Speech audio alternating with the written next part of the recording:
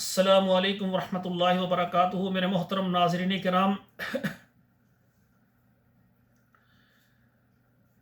کتاب و حکمت یوٹیوب چینل پر آج آپ کے سامنے یہ قرآن مجید کا یہ 19واں پارہ ہے، سورہ الشعراء ہے، اور آیت نمبر 66 سے لے کر 70 تک یہ 5 آیات ہیں۔ پہلے ان کی تلاوت سماعت فرمائیں، پھر ان کا ترجمہ عرض کروں گا۔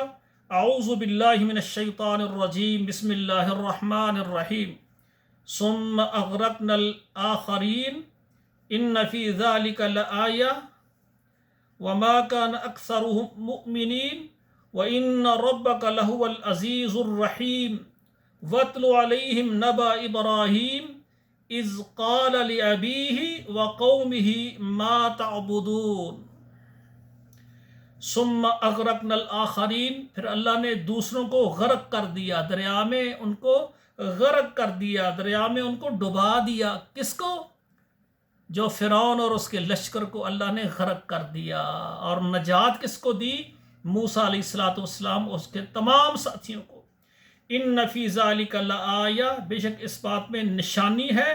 وما کان اکثرهم مؤمنین، اور زیادہ تر ان میں وہ ماننے والے نہیں تھے۔ کون؟ یہ جو فرعون کا لشکر ہے وہ۔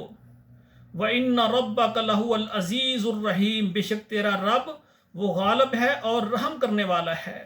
وَاتْلُ عَلَيْهِمْ نَبَأَ إِبْرَاهِيمَ، آپ ان پر پڑھیں۔ کس کو حکم ہو رہا ہے؟ محمد کریم صلی اللہ علیہ وسلم کو۔ آپ ان پر پڑھیں ابراہیم علیہ السلام کی خبر، ان کے واقعات کو۔